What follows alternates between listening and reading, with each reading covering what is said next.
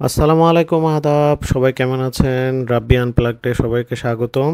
আজকে আমরা কেসারি 2 জালিয়ানওয়ালা বাগের একটা স্টোরি নিয়ে কথা বলবো, ফুল মুভি রিভিউ নিয়ে।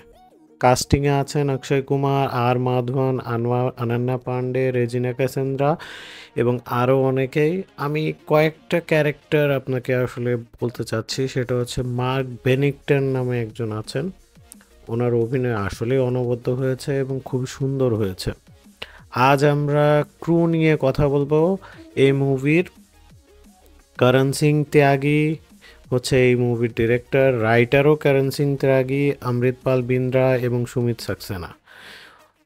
সোজা কথায় এই ছবিটা দিয়ে যদি আমি কথা বলি তাহলে আমি 1919-এর জালিয়ানওয়ালা বাগের একটা স্টোরি নিয়ে কথা বলবো, মিউজিকটা নিয়ে কথা বলে নিই।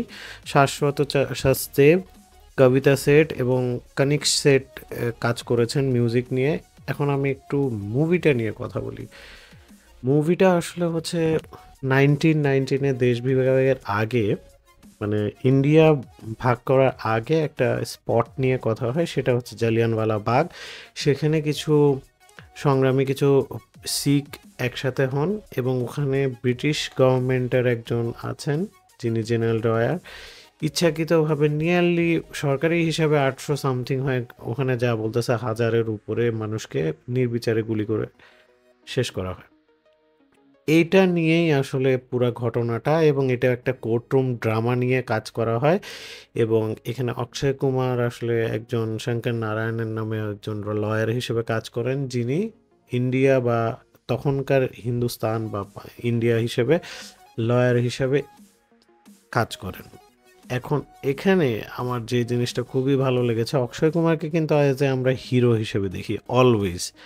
তো সেই হিরো হিসেবে তাকে আসলেই অনবদ্য লেগেছে, এবং উনি কিন্তু ব্রিটিশ গভর্নমেন্টের লয়ার হিসেবে সাপোর্টিং কাস্ট হিসেবে কাজ করতো। এবং সব মানে বেসিক্যালি উনি একজন ব্রিটিশ গভর্নমেন্টের লয়ার ছিল যে ব্রিটিশ গভর্নমেন্টকে প্রোটেক্ট করতো, এবং সেই তুলনায় সে যথেষ্ট সম্মান এবং অনারিয়াম পেয়েছেন।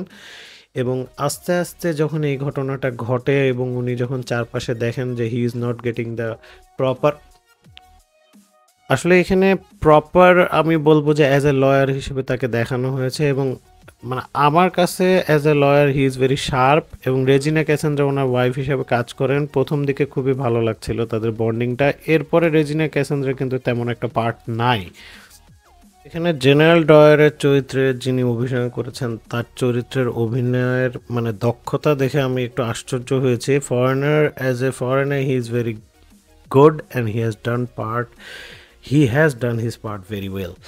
এবং এখানে গ্রাফিক্স, ওভারঅল ভিএফএক্স নিয়ে যে ধরনের পোর্ট্রেয়াল দেখানো হয়েছে, ওকে কিন্তু আমার কাছে মনে হয়েছে পারফেক্ট একটা কাস্টিং ছিল।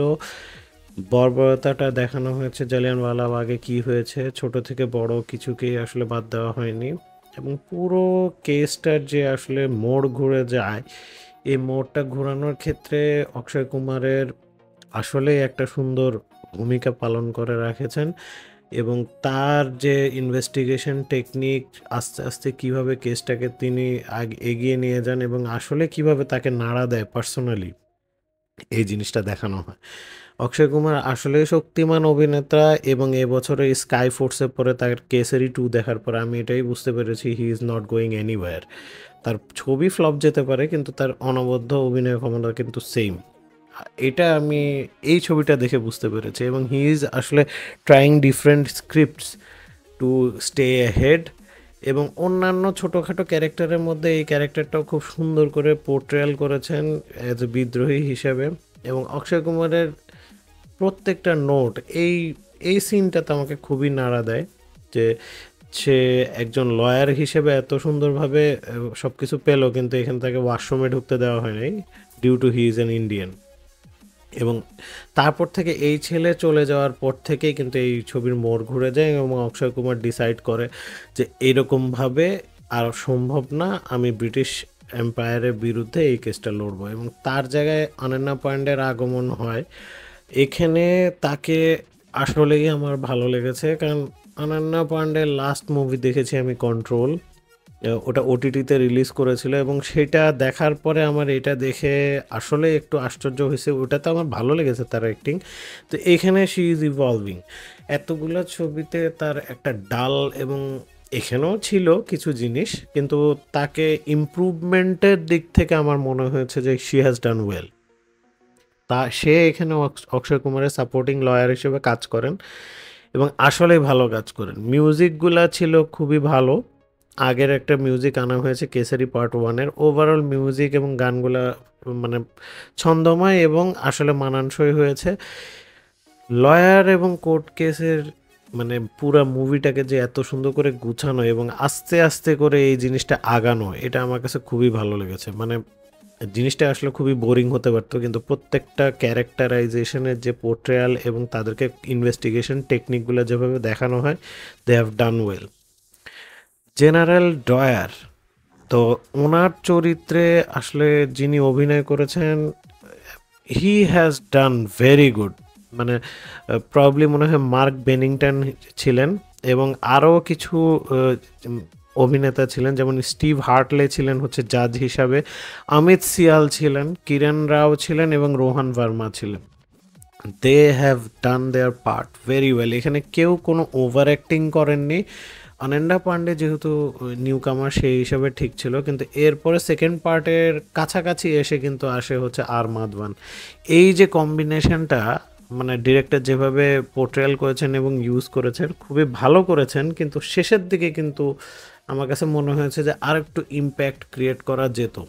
কারণ আর মাধবানের আসার পরে তাদের দুজনের যে মুখোমুখি বা face of, it was good.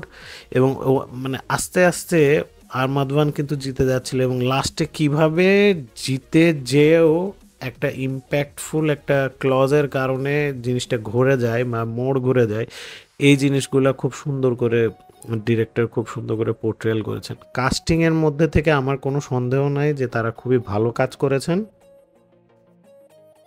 অক্ষয় কুমারের এই চরিত্রের যে মানে অধপতন, এই সিনটাতে খুব সুন্দর করে দেখানো হয়। কেন তাকে কালি মাখানো হয়, আপনাকে অবশ্যই মুভিটা দেখতে হবে। মুভিটা আপনাকে পুরো বোর করবে না এবং আসলেই এনজয়েবল একটা মুভি, আপনার ভালো লাগবে।